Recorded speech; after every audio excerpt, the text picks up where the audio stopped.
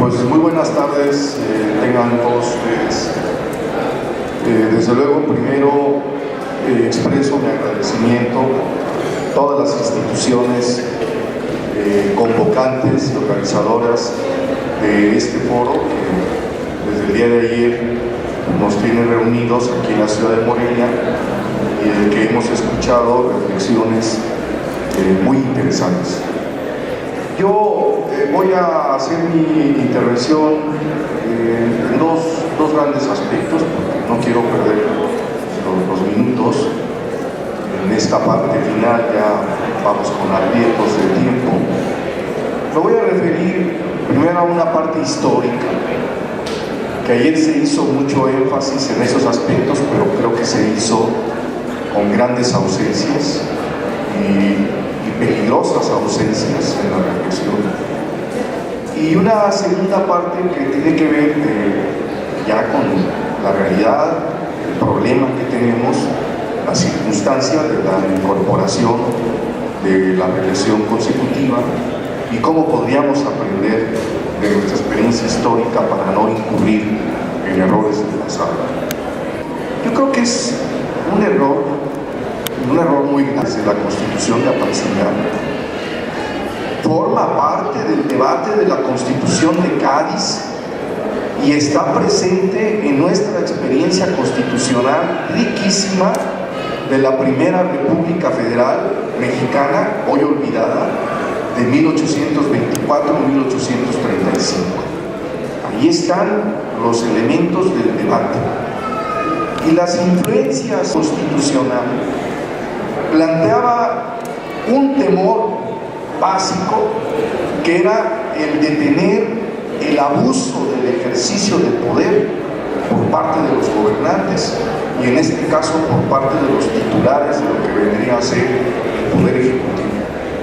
Eso explica por qué desde un principio está presente en nuestra vida constitucional las restricciones o las prohibiciones al principio de reelección consecutiva.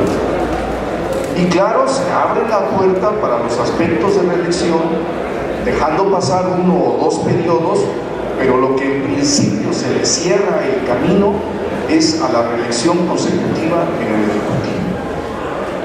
No es cierto que esto parta del último tramo de la vida política mexicana, eso está en los orígenes de nuestro sistema constitucional. El primer gran conflicto político que tiene el Estado de Michoacán es un conflicto de orden constitucional y tiene que ver con los problemas de la reelección. Es el primer momento en que se renueva al titular del Poder Ejecutivo en el Estado de Michoacán en 1829. Allí está un primer gran conflicto en los arranques de nuestra vida constitucional, porque nada menos que el vicegobernador que ejerció el cargo de gobernador ocupó el cargo de gobernador definitivo al siguiente periodo. Y es un caso que generó no solo intranquilidad política, sino que llevó a los desajustes de la vida política constitucional de nuestro país. Ahí empieza una profunda crisis constitucional. La Constitución de 1825, después la del 58 y la de 1918, en efecto plantea la reelección del poder legislativo, de los miembros del poder legislativo, porque entonces lo que se pensaba que era el Poder Ejecutivo el que debería de establecer los controles al Ejecutivo, lo que nunca se imaginaron que el Poder Legislativo podría incurrir también en elementos de abuso de poder. Y en México lo que se generó durante todo el siglo XIX, y es lo que no se escuchó el día de ayer ni en los conferencistas nacionales ni en las reflexiones locales, en México lo que significa fundamentalmente es que se generó en el siglo XIX un poder legislativo más fuerte y más poderoso que el poder ejecutivo, a la inversa de lo que se genera en 1917. Y las consecuencias tampoco fueron muy positivas para nuestra vida política y constitucional. Pero por esa circunstancia, que hoy no me daría el tiempo a extenderme, es que se previó la reelección de los propios diputados, porque se tenía una gran confianza en el carácter del legislativo, que incluso, y se generan conflictos terribles desde nuestra primera experiencia política mexicana, de que el Congreso se asume como titular de la soberanía y se enfrenta con el Ejecutivo, primero con Iturbide y después con los presidentes de la República. Es un mito esa idea de la dictadura santanista, que es un presidente, claro, es la figura más significativa, pero es incluso el único presidente que es destituido del cargo por un poder legislativo en este país. Con ello, ¿qué quiero plantear? Y lo quiero decir porque justamente en la intervención los conferencistas caen en ello.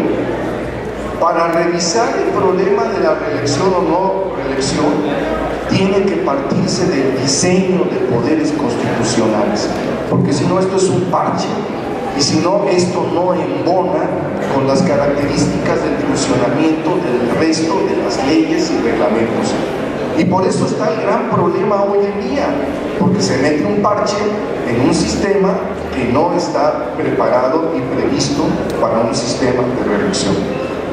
Lo que debería de haberse apuntado y a discutir en el seno de la vida política mexicana y constitucional es cuáles las características del diseño de poderes en nuestro país.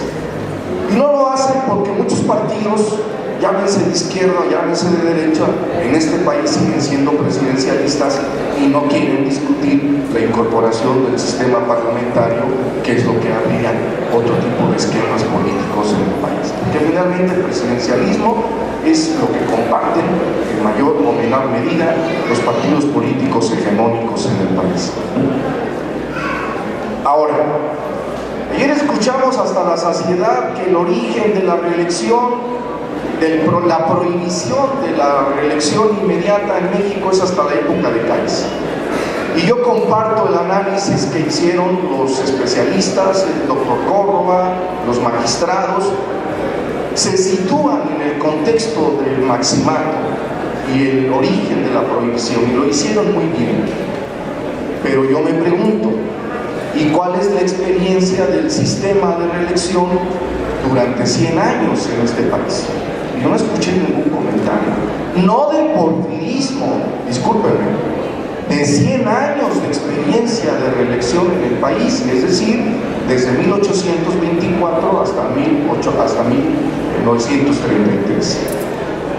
Está ausente en la reflexión. No hay necesidad de andar buscando modelos fuera. Qué bueno que hay que hacer la comparación, sino hay que revisar cuál fue nuestra experiencia constitucional de la reelección en el poder legislativo. En un estudio que estamos emprendiendo en la Facultad de Historia y en el posgrado de nuestra Facultad de Derecho, tenemos ya el estudio de prácticamente cerca de 30 legislaturas del siglo XIX, que tenemos que revisar por periodos. ¿Cuál fue la experiencia de la Primera República Federal? Que yo creo que hay una experiencia riquísima entre 1825 y 1835, en donde verdaderamente se apuesta por el federalismo y por la división de poderes. Es un periodo olvidado en nuestra historia política, en nuestra historia constitucional. Porque tenemos la falsa idea de los historiadores después de la Revolución y del propio porfirismo, que nos dijeron que esta experiencia mexicana no había aportado nada, y es un gravísimo error. Es nada menos que la formación de nuestras instituciones constitucionales. ¿Cómo operó el sistema de reelección en Michoacán? Ya está por salir el libro que analiza las experiencias legislativas a nivel nacional. Qué bueno que lo vamos a conocer, pero prácticamente no tenemos estudios de las entidades federativas, tampoco en Michoacán. En la Primera República Federal de Michoacán hubo 6 legislaturas. Fueron 102 diputados, y de esos 102 diputados, ahí el nivel de reelección es muy bajo. Se fluctúa entre 7 y 9 diputados que tuvieron una reelección inmediata, es decir, un 6.8%, y operó un verdadero sistema de división de poderes en Michoacán en este periodo. ¿Qué pasa en la República restaurada, que muchos señalan que es un gran periodo de la vida democrática de México a nivel nacional? ¿Y qué nos pasa en Michoacán entre 1867 y 1877? Tenemos 5 legislaturas en ese periodo, 61 diputados integraron estas legislaturas y hay un proceso de reelección consecutiva de 13 diputados. Allá opera nuevamente el principio de división de poderes. Es la época en que Juárez se reelige, que aquí se mencionó, pero hay división de poderes, en serio. Hay división de poderes. Es un 21% en la reelección del Congreso. ¿Y qué pasa en el porfirismo? Ojo, ¿qué pasa en el porfirismo también con la reelección de diputados? Porque eso no se dijo ayer, como si hubiera sido muy buena la reelección de diputados. Por lo menos hemos estudiado 11 legislaturas, nos faltan los datos de 3 legislaturas más. Hay 127 diputados y se reelige el 51.4%.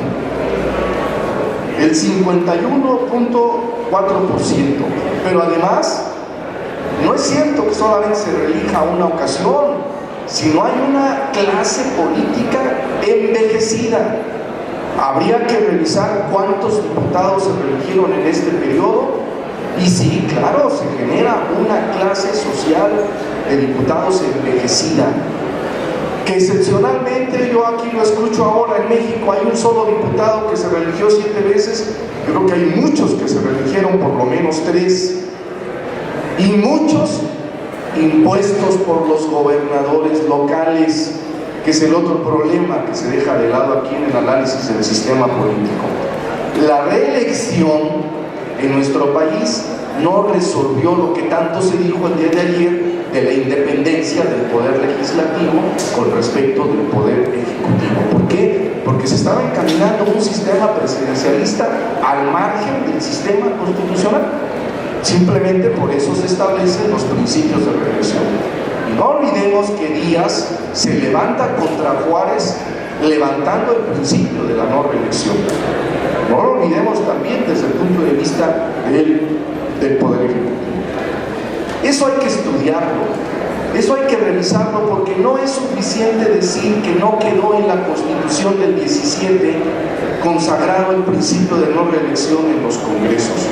Algo ocurrió y algo tendríamos que revisar por qué no ocurrió, pero decir que no había inconformidad en la clase social, en el pueblo, con respecto de las sucesivas reelecciones en los congresos locales con gobernadores caciquiles, como el caso de Michoacán, Aristeo Mercado, es falsear nuestra historia y pensar que operaron muy bien los procesos de reelección de los congresos locales.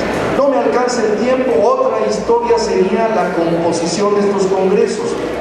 Yo sostengo la idea que los primeros congresos en Michoacán son de gran calidad en la formación de los miembros del mismo, y que en la medida en que avanza el proceso durante el siglo XIX disminuye la calidad de los propios legisladores. Toco el punto municipal, que también forma parte de la reflexión. Los ayuntamientos en el diseño constitucional no encontraron un acomodo fácil, porque el poder municipal venía del antiguo régimen y la Constitución de Cádiz los incorpora en el contexto constitucional. Pero los ayuntamientos están regulados constitucionalmente en las constituciones de Michoacán desde 1825, en 1858, en 1918. Y ojo, hay que ponerle atención a los mecanismos de reelección que están previstos en los ayuntamientos michoacanos.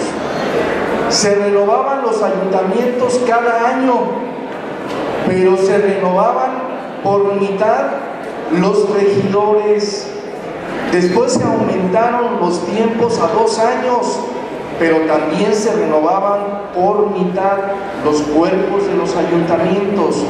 Y lo que se mencionó al final de la mesa anterior, por primera vez hay elección directa de ayuntamientos a partir de 1858, desde 1858, que incorpora la elección de las tenencias como parte fundamental de los cuerpos de organización municipal. Solo es hasta 1943, si no me falla la memoria, aquí que me auxilie René, cuando se amplía en la Constitución al periodo de 3 años y se habla de las renovaciones completas, que por cierto también fue otra experiencia de los congresos de Michoacán, la renovación parcial de los congresos. No se renovaban los congresos totalmente, y eso era lo que permitía la formación, la profesionalización, el manejo de los asuntos, porque se encaminaba a los nuevos diputados orientados por aquellos que estaban presentes en los congresos con experiencia suficiente. ¿Qué quiero decir con ello? Y inicio la parte final, que me queda muy poco tiempo, pero que voy a dar mis comentarios sobre la incorporación de la reelección. Eso ya está, ya no podemos, esta parte histórica hubiera sido muy útil que nos consultaran todos aquellos que de alguna manera participaron en las iniciativas y que ayer no lo dijeron claramente, olvidaron las experiencias locales, pero no nos consultaron, ¿verdad? Pero bueno, ya está, y está en la reforma constitucional porque ha tenido el cuidado el legislativo michoacano de hacerlo. ¿Cuáles son los retos y los problemas? Yo veo 4 problemas fundamentales. El primero, que es de cultura política general. No es cierto que la democracia mexicana se encuentre en niveles óptimos.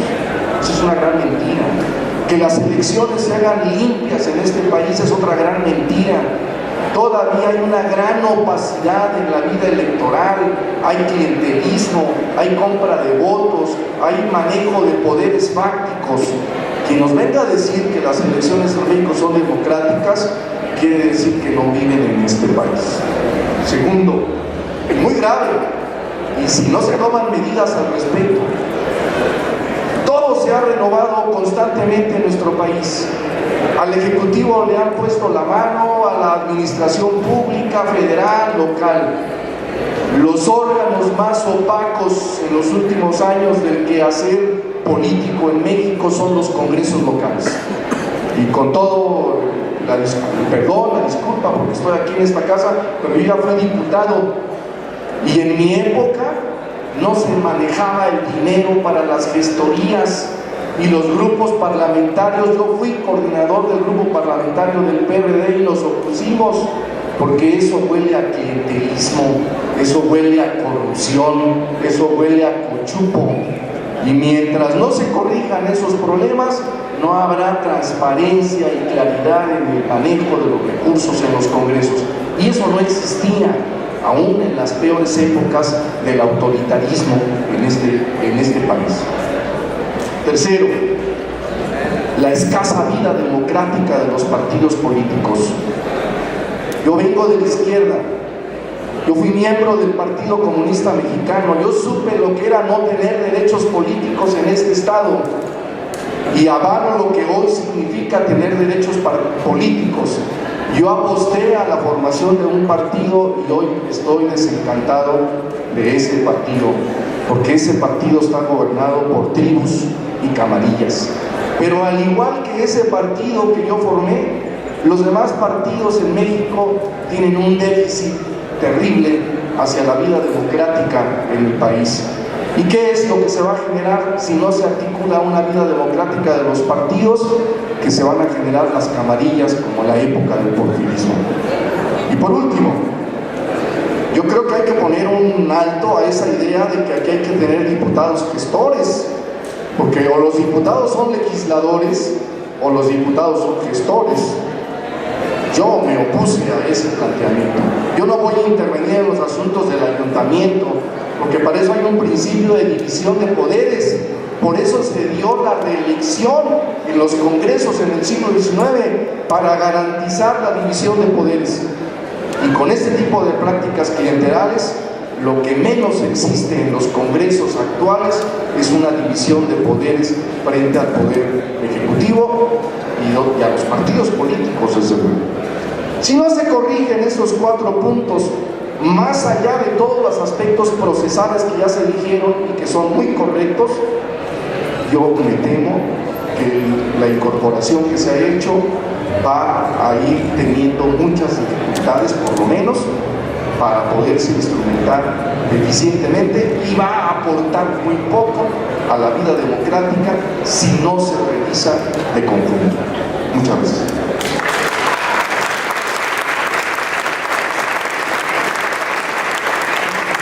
Muchas gracias, doctor Jaime Hernández. Vamos a pedirle ahora al doctor José René Olivos Campos su participación hasta por 20 minutos. Voy a permitirme leer su currículum. Él es magistrado del Tribunal Electoral del Estado de Michoacán, electo por el Senado de la República, doctor en Derecho por la Universidad Nacional Autónoma de México, con mención honorífica, diplomado en Derecho Procesal Constitucional y Especialización Judicial, impartidos por la Suprema Corte de Justicia de la Nación, investigador nacional nivel 2 del Sistema Nacional de Investigadores. Fue profesor e investigador titular adscrito a la Facultad de Derecho y Ciencias Sociales de la Universidad Michoacana de San Nicolás de Hidalgo. Profesor en la maestría en Derecho y el doctorado interinstitucional del Derecho, División de Estudios de Posgrado de la Facultad de Derecho y Ciencias Sociales. Ha sido profesor invitado en los cursos internacionales de Derecho Electoral y Derecho Administrativo de la Universidad Nacional Autónoma de México. Profesor invitado en diversas universidades de México y países de Latinoamérica. Participación en la Comisión para la Formación de la Maestría en Derecho y la Maestría en Derecho a la Información en la División de Estudios de Posgrado de la Facultad de Derecho y Ciencias Sociales.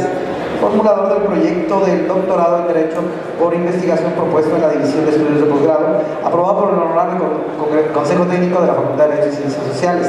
Formador y coordinador del doctorado en Derecho y Maestría en Gobierno y Asuntos Públicos en el Centro de Investigación y Desarrollo del Estado de Michoacán. Ha publicado 40 libros, autor de 62 capítulos de libros en ediciones nacionales y extranjeras. Ha publicado 18 artículos en diversas revistas especializadas y más de 200 artículos de divulgación. Ha participado en diversos foros académicos internacionales como ponentes celebrados en México y en países de América y Europa. Miembro fundador del capítulo mexicano de la Organización Europea de Derecho Público, miembro fundador de la Asociación Iberoamericana de Derecho Electoral y fue presidente de la Asociación Mexicana de Derecho Administrativo. Hasta por 20 minutos, señor doctor. Bueno, buenas tardes. Es un honor todavía contar con su asistencia el día de hoy. Desde luego, me voy a permitir felicitar y agradecer a todos los organizadores de este gran magno evento, yo diría magno evento, de un tema que me parece relevante para el Estado de Michoacán y para México. Saludo a los distinguidos asistentes, especialistas, a los consejeros del Instituto Electoral, a mis homólogos, a los magistrados, se encuentran bien, a los compañeros del tribunal, a todos los asistentes.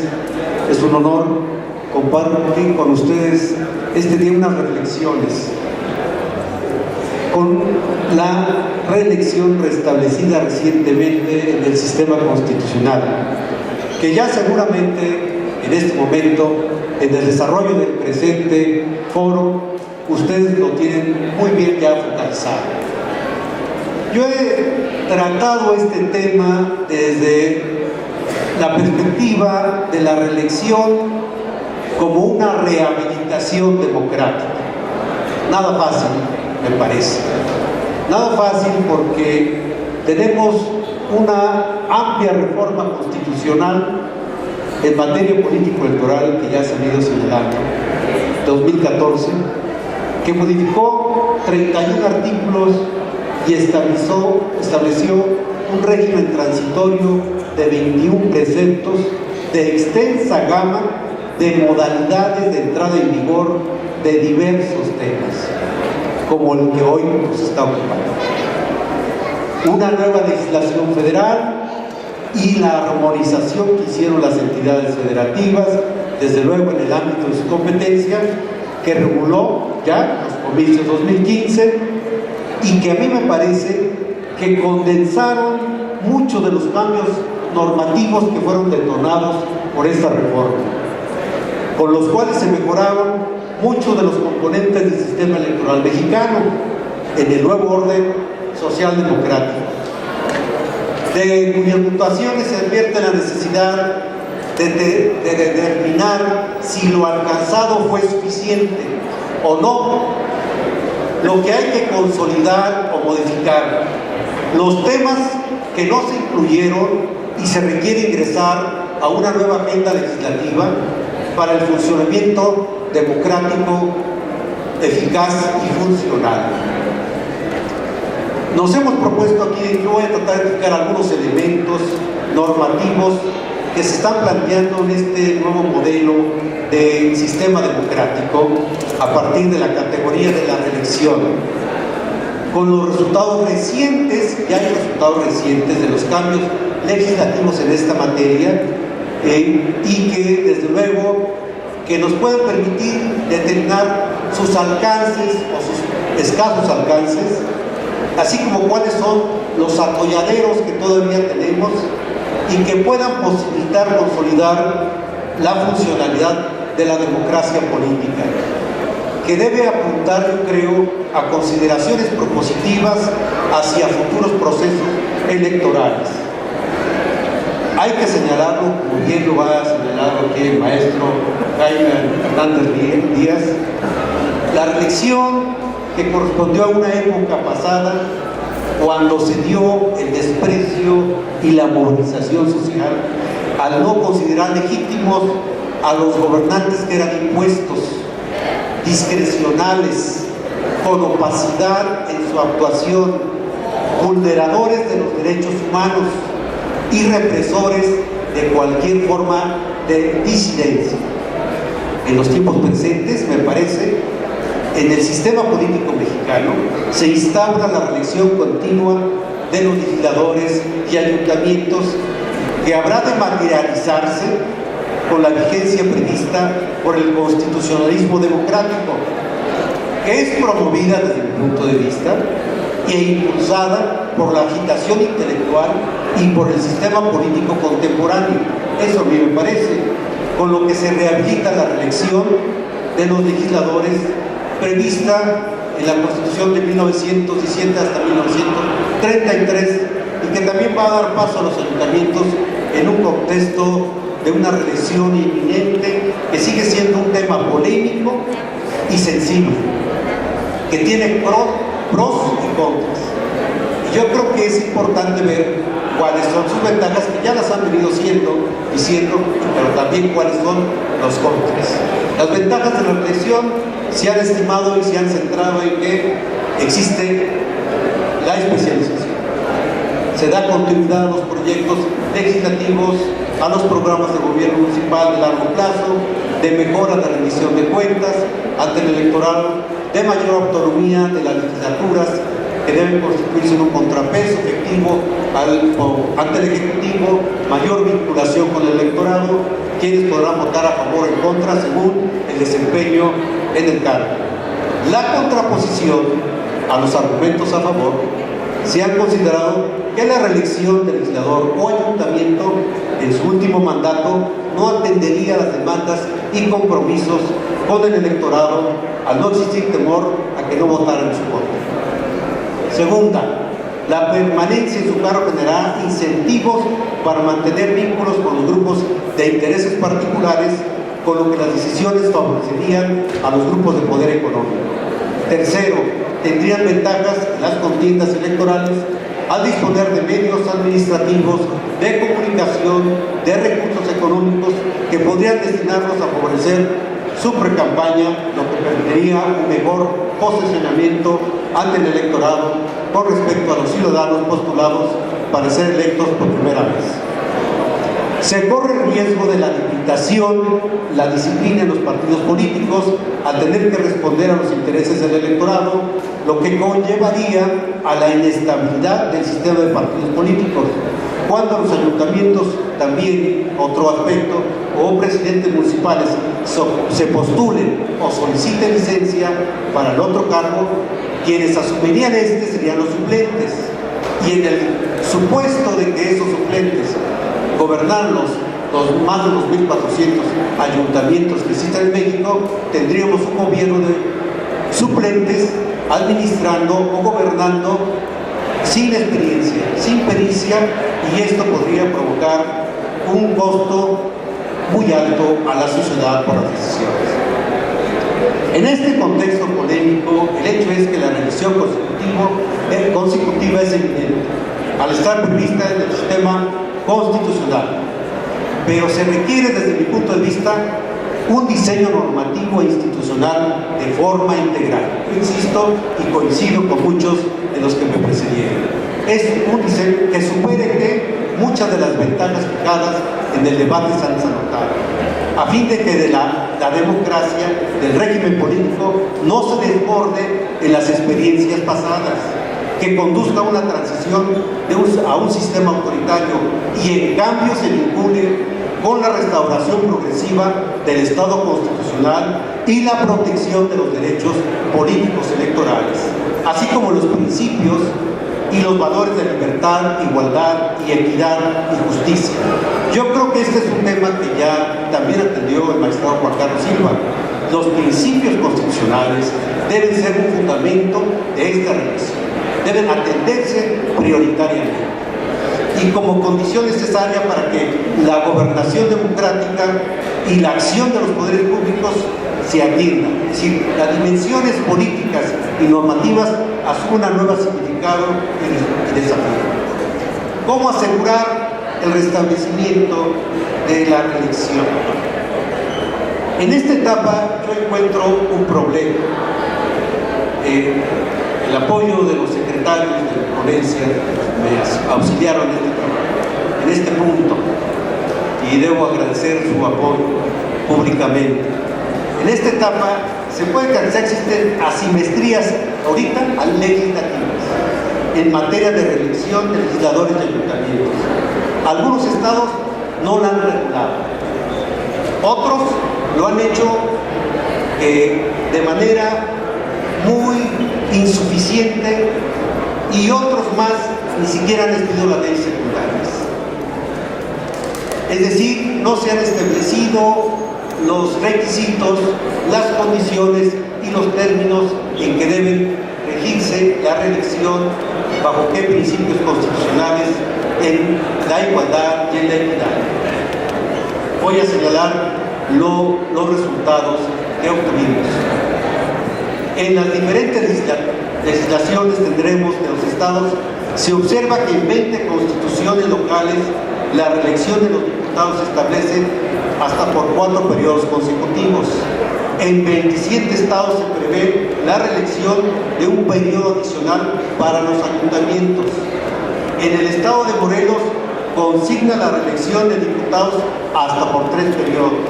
En Aguascalientes se fija la reelección de los diputados hasta por 2 periodos consecutivos. En los estados de Chihuahua, Colima, Hidalgo, Oaxaca, Tamaulipas y Zacatecas se prevé la reelección de diputados hasta por un periodo adicional. En la Constitución de Nayarit y de Quintana Roo no se ha regulado la reelección para diputados y ayuntamientos. En Tlaxcala no se regula la reelección para diputados. En Hidalgo y Veracruz no se regula la reelección de los ayuntamientos.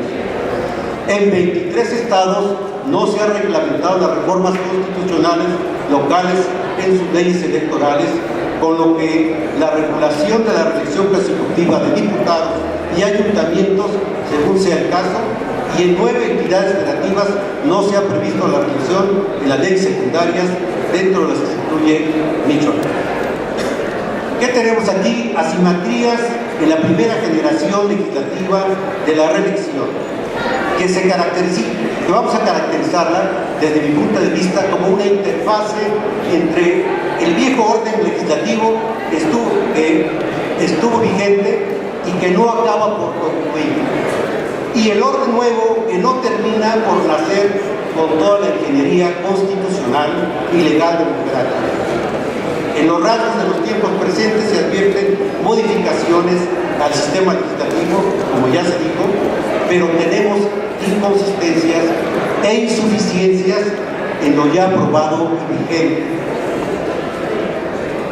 Que se requiere una agenda legislativa que prevea las adecuaciones y exigencias para establecer los componentes del orden normativo constitucional e institucional.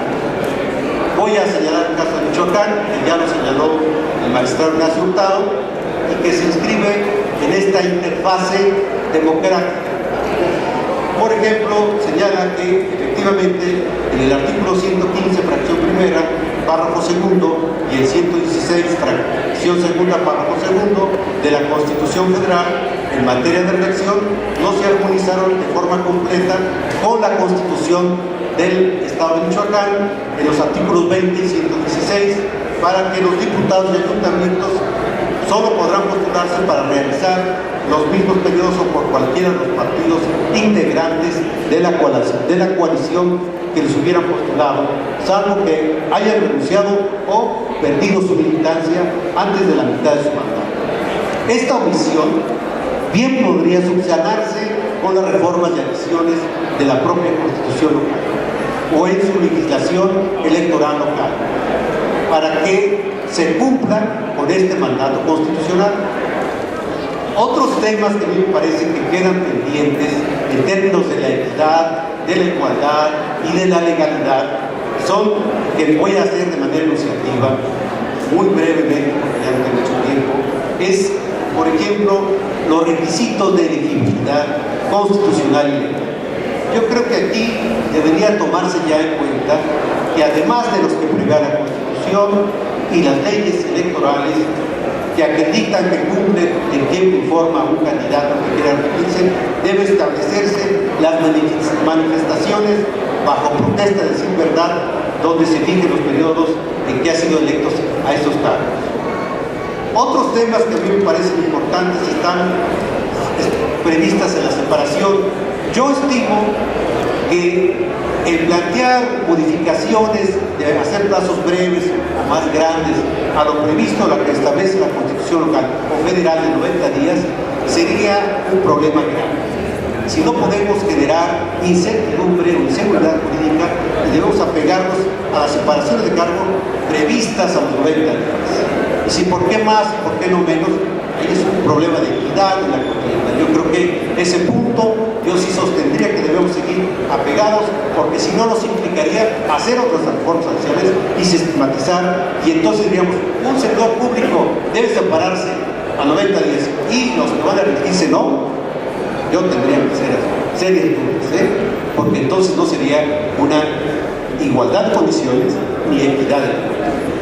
Y lo que quiere la ciudadanía es eso, porque hay que pensar que los diputados que se refieran serán por el voto de confianza de los ciudadanos.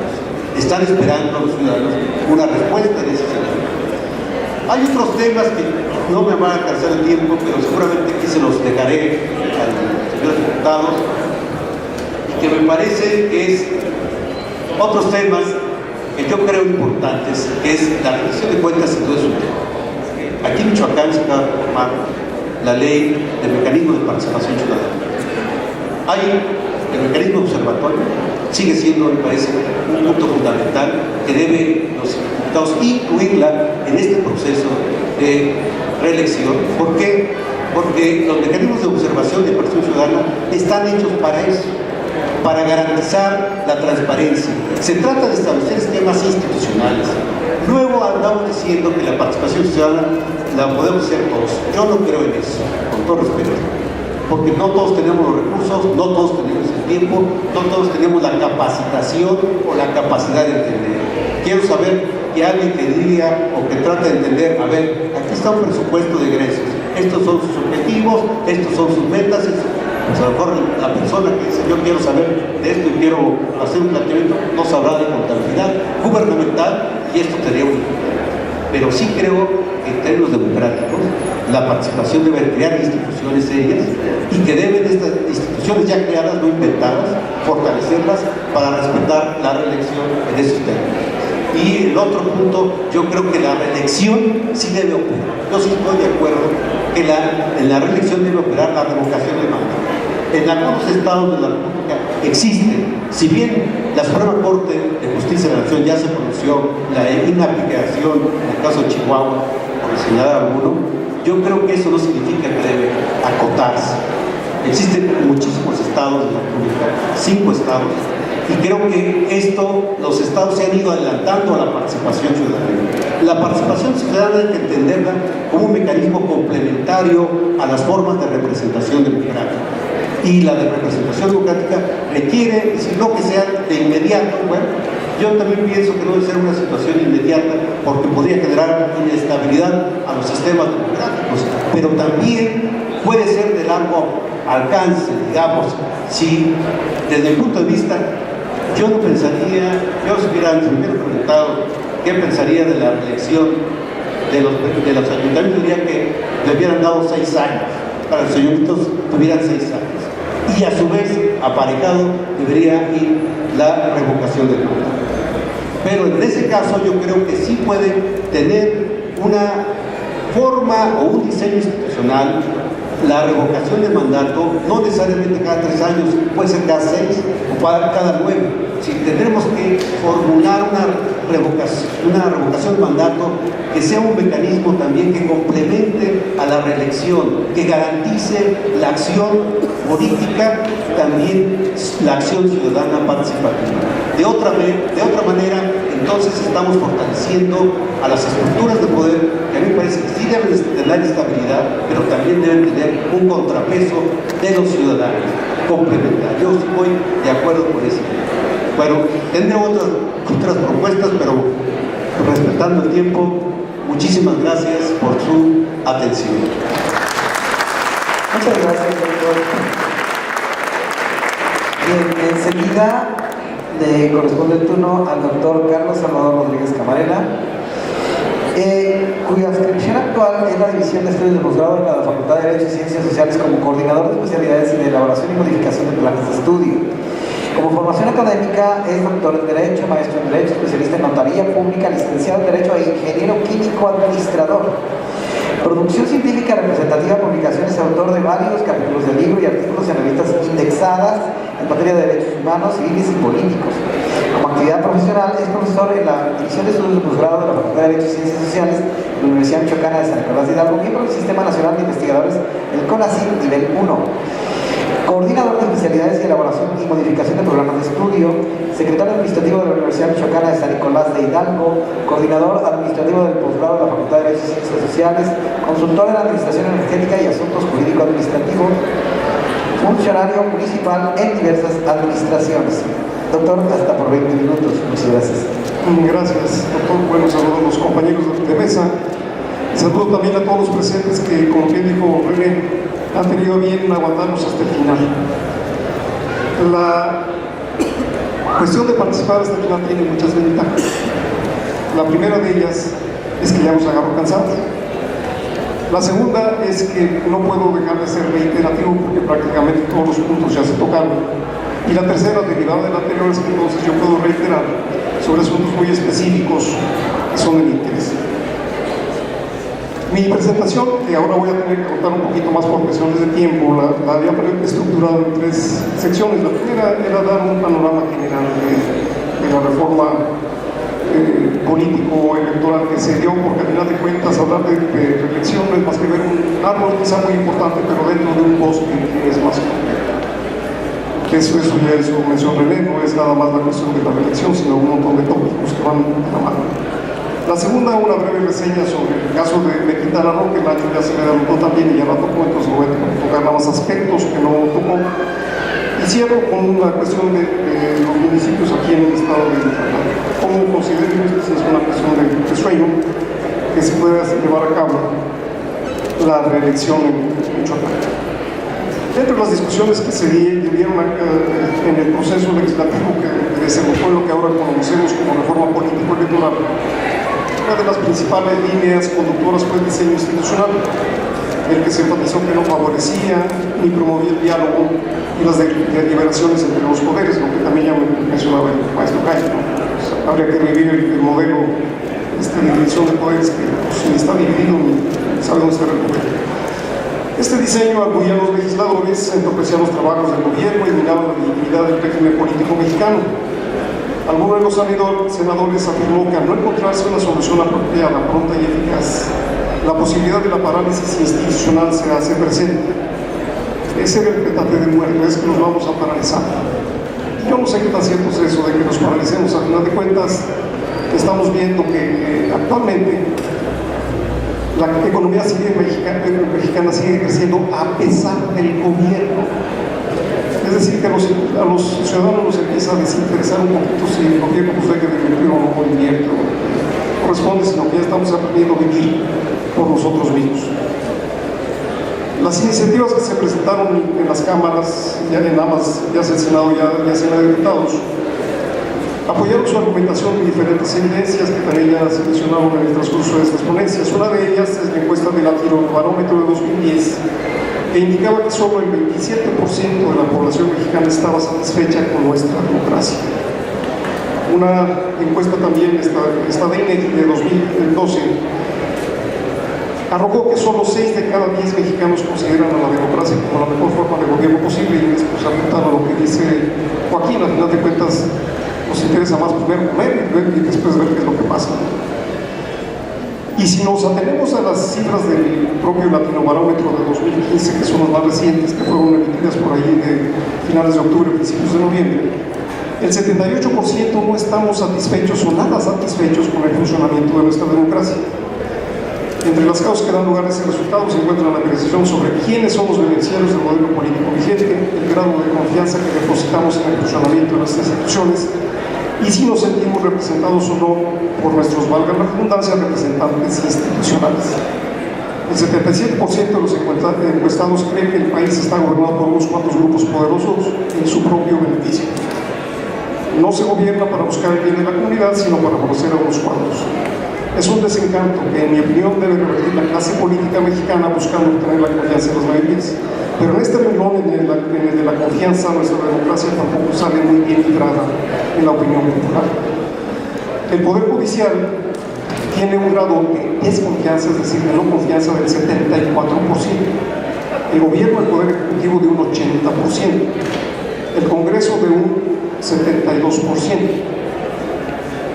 Las instituciones electorales son las que salen un poquito mejor liberadas, pero tampoco pasan.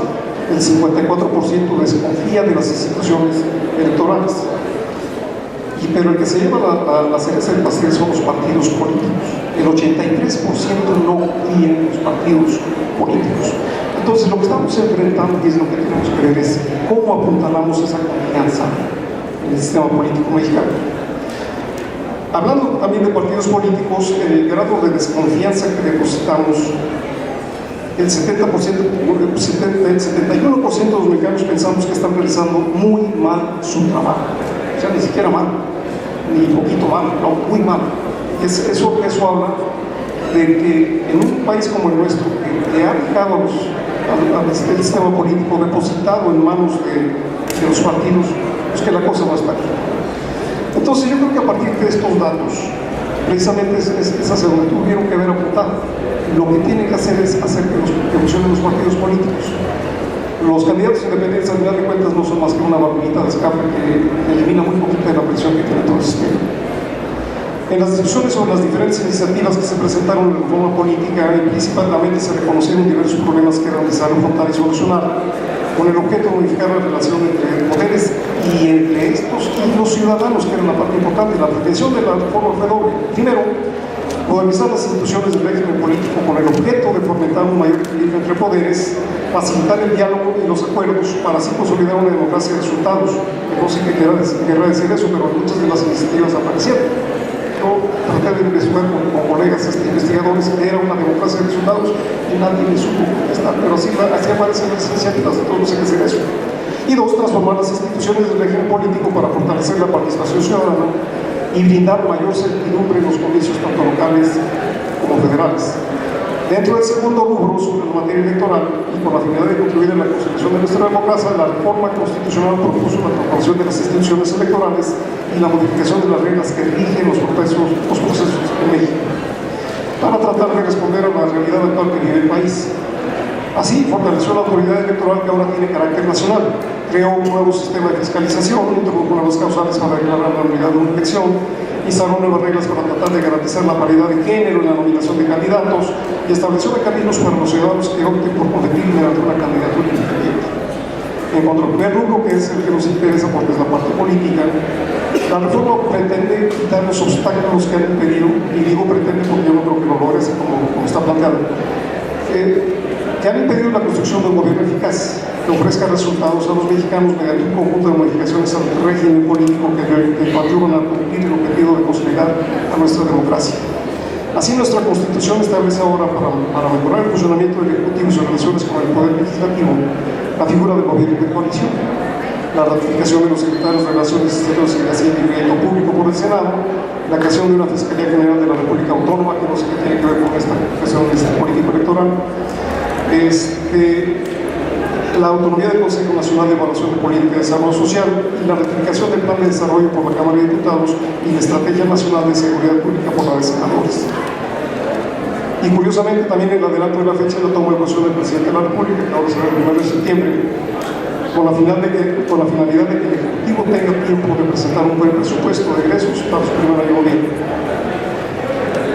Nuestra Carta Magna ha depositado la confianza de nuestra democracia en un sistema de partidos.